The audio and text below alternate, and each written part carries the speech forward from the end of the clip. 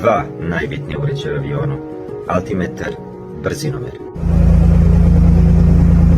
Večni pilot mora da zna tri različite definicije pritiska koji se koriste na altimetru, odnosno visinomeru u avionu: QFI, QNH, QNI.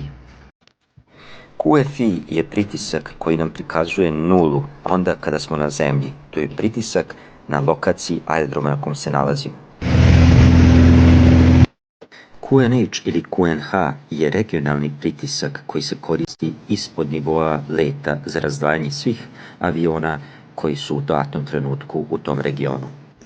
QNI, poznat kao i standardan pritisak, je pritisak od 1013 milibara koji se koristi iznad nivoa leta i on je uvek 1013 konstantan.